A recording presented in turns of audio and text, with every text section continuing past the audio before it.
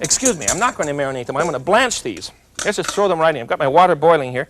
I'm going to blanch these. We'll marinate them later in a little boiling water for just a moment. You just want to get rid of some of the fat and some of the fatty flavor from the animal fat, you see. Okay, that's about long enough, really. Just about a minute. Drain these properly, and we'll throw them into a bowl, and I'll show you what we need to add.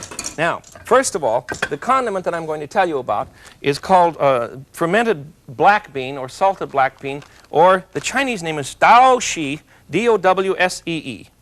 Daoshi, and they're fermented black beans. That's what makes this dish. Then we want some sherry, about a tablespoon or so, and a couple tablespoons of light soy. There we go.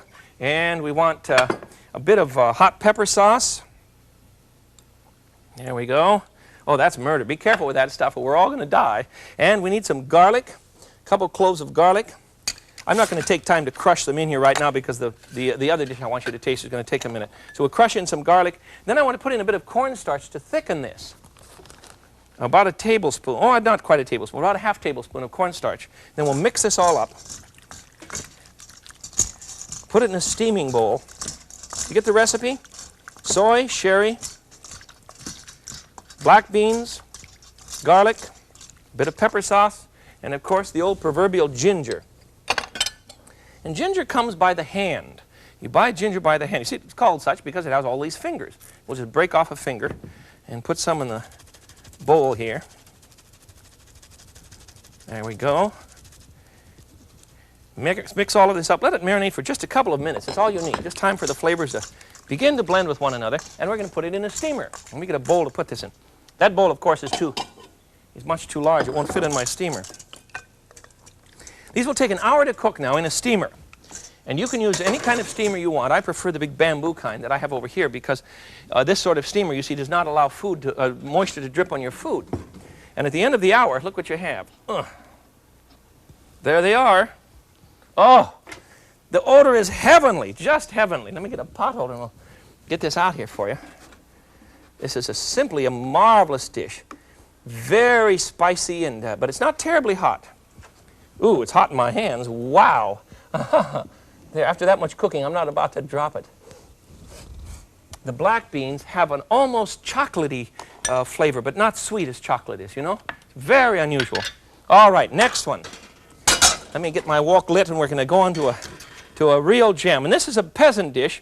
It's bean curd with pork, hot pork sauce. Everything is hot, yes. As I said to you in the restaurant, remember, it's if the weather's hot, you eat spice to cool off. If the weather's cold, you eat spice to warm up. And it works. It really works. Let's get a wok. We'll get my wok going here. And the first thing we're going to have to do, here we are, is to marinate about a cup of coarsely chopped, you see, coarsely chopped pork. And I don't trust anybody to grind my pork. I do it myself because otherwise it's going to have too much fat in it. So I want about a cup of pork. And to that, I'm going to add a bit of cornstarch, just a smidgen here. About, I suppose a teaspoon or so of good cornstarch. And a couple of teaspoons of white wine. I'm using dry sherry. That will work beautifully. And that will be a proper marinade for our meat for the moment. And mix that up.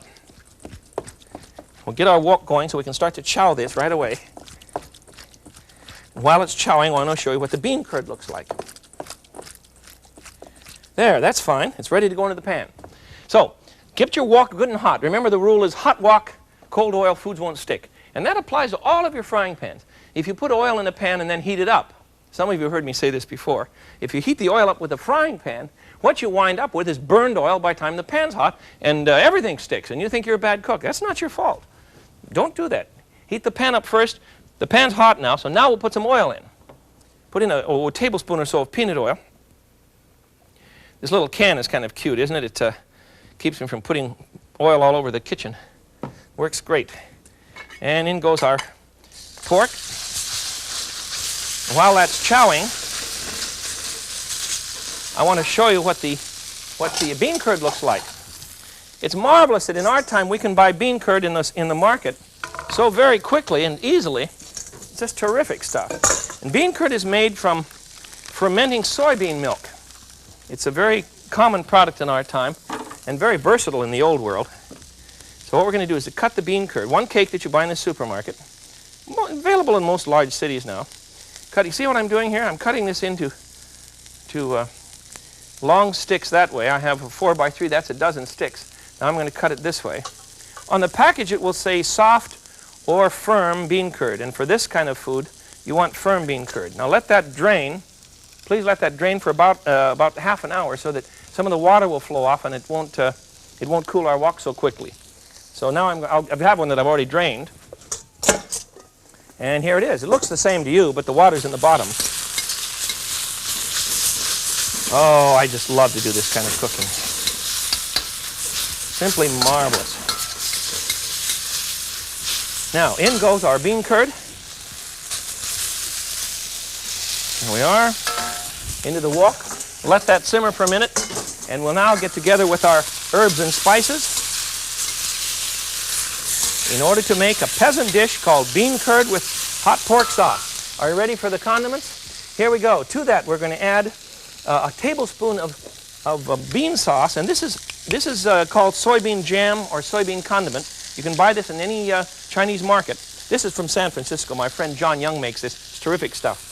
Let's throw that in, and a bit of my garlic sauce. We'll just keep adding hot things to this until we have a marvelous dish. And then we're going to add a half a teaspoon or so of ginger, and I'm just going to grate it right into the old wok while things are heating up. There we go. There. The odor of all this ginger and bean curd and pork and the things that I've already cooked is going all over the kitchen now, and it's simply heavenly. All right, if you were really a serious Chinese Hunan cook, you would be using hot pepper oil. And if you're a cook and want to know why I'm not using it, because it's really too hot for me to handle sometimes. So I'm using something a tiny bit lighter, but if you want to go all the way, you certainly can. A couple tablespoons of soy. I'll give you the recipe again, or if I confuse you, just hang on and we'll tell you how to get recipes later on. A couple tablespoons of light soy, and then we're going to add a couple cloves of garlic. And boy, I can't tease you on this one and say I'll add it later. I want to do this right in front of you. Garlic's very important in this dish. Garlic's very important in the whole of the Hunan region. They eat lots of garlic. There we are. Get it all in there. And after our garlic, we're going to add 1/4 cup of frozen peas. You can use fresh ones, of course. I'm adding them for color and for flavor. There. Oh. This is beginning to smell like the Hunan restaurant in San Francisco, which is operated by a marvelous man by the name of Henry Chun. Henry Chun opened the very first Hunan restaurant in this country. He was born and raised in a Hunan village, and in his cookbook, you can find this book too, by Henry Chun, called Hunan Cooking, I think. In the book, he talks about his grandma, and he talked about the time he went to his grandma's grave after she died, of course, and he went to visit the grave, and he talked to her and promised her that he would be a good cook, and he said, she's always been helpful to me, and now as you read the book, she's being helpful to you. There's something about the family way of cooking in China that I think is absolutely gorgeous, just absolutely beautiful. You ought to stop by and see him. He's terrific. All right, now, at this point, we have in the pan our chowed meat, and then we've added the bean curd and some bean sauce and some garlic sauce, garlic and pepper sauce, a little bit of ginger, some soy, a couple cloves of garlic, 1/4 cup of peas, and we can add now a little bit of hot pepper oil or Tabasco or cayenne, whichever you prefer, if you want it hotter yet. You see, this dish is just going to make them smoke. And cook that for the 1 minute, as we just have now, and then add about 1/4 cup of chicken broth. And use your own, for heaven's sakes. About 1/4 cup of chicken broth. And then we're going to allow that to come to a boil.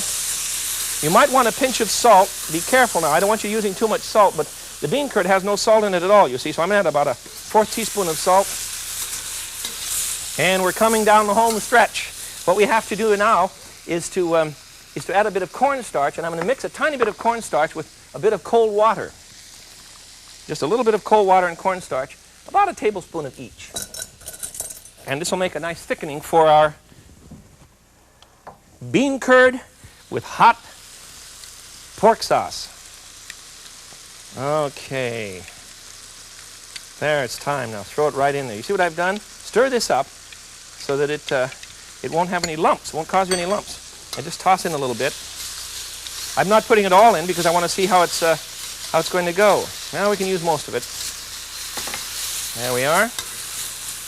I'm going to turn the heat down now because it's, I need to grab a few things for garnish. And our garnishes are going to be black pepper. Good Lord, Smith, that's the third kind of pepper you put in this dish. I know, but we're talking about Hunan. This is not dinner number one at the local Chinese-American restaurant. This is not dinner number one at all. And we need some green onions, or scallions, you see. Where's my large knife? Here we go.